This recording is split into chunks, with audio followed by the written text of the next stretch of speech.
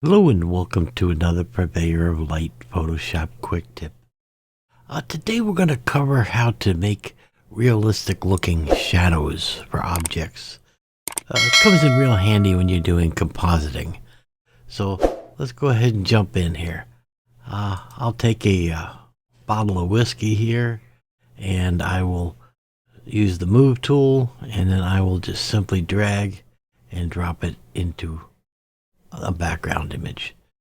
And as we can see, we're a little bit on the large size, so no problem. Command or Control T will scale it up until we size it for our canvas here, and we'll turn around and put it about right there, I guess. That looks good.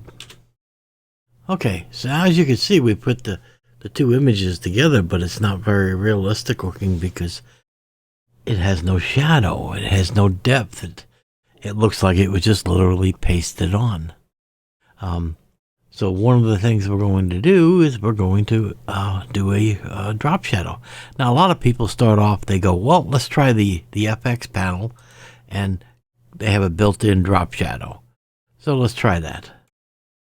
And you can see that doesn't work very well. Okay, no matter what we do with it, it's not doing a very good job. Okay, so that's not going to work for us. That's not going to give us a very realistic look. A lot of other people turn around and try to take a brush and, paint it in. And they take a bling and then they try to, paint in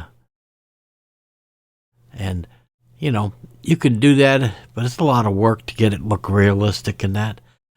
So I don't recommend that either. So what we're going to do here is we're actually going to use the bottle itself to form the shadow. Okay, so I'm going to select the bottle. Okay, I could use select subject. That'll work for this occasion. I've got a good selection there. And now all I need to do is Command or Control J, and it throws it up on a duplicate of that on another layer. And Command click, which will reactivate that selection. So now I'm going to go in and go to Edit, and then Fill, and I'm going to just fill it with black. Okay, so that's going to be our shadow that we're going to use. So I'm going to drag this layer down below the bottle, okay, and turn off the other one just temporarily. And I am going to deselect, Command or Control D, and we need to transform this so that it starts shaping like a shadow. In order to do that, we can do Command or Control T, all right, which activates the transform bars. But what we want to do is we want to actually distort it. So right click inside anywhere and then select Distort.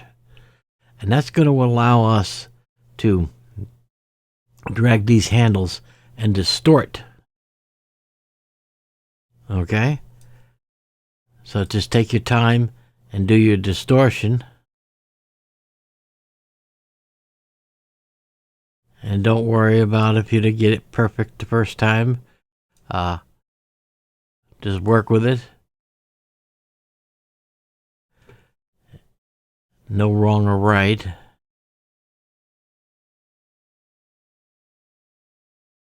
Okay, that looks pretty good right there. And then I'll go ahead and reactivate the other. Okay, so I'm going to come back in here and Command or Control T, and I'm going to do a little more distortion. Going to move it over, and I think that's looking pretty good.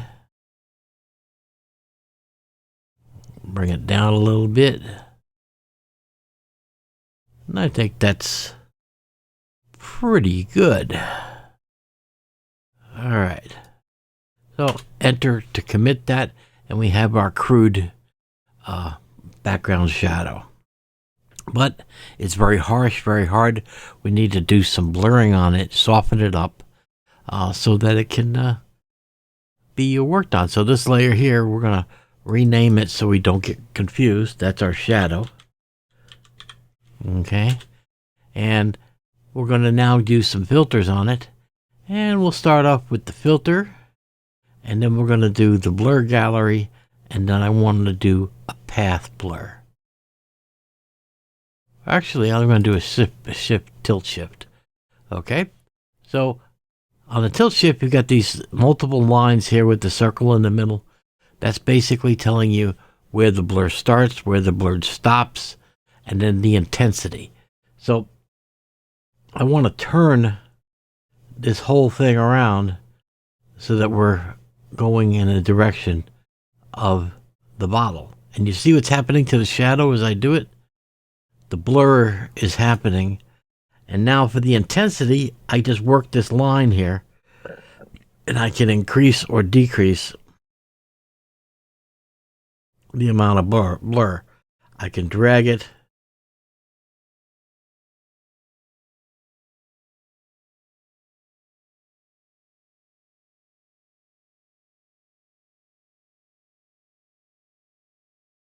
And you see how we're making a gradual effect of, we can tilt it around. Okay, and you see we're making a very realistic looking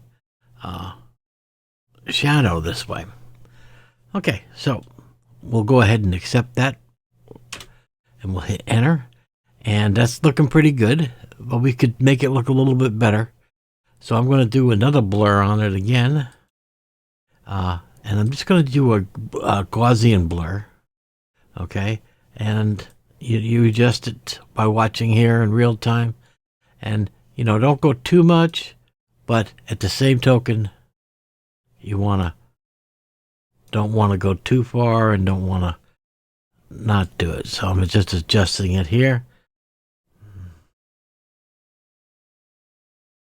And I'm going to go a little heavy-handed here because I know the video compresses, so a little heavier than I would. Okay, so now we have our drop shadow. And then the last thing we could do is we could play with the opacity. Okay, how strong or how weak we want to have the effect.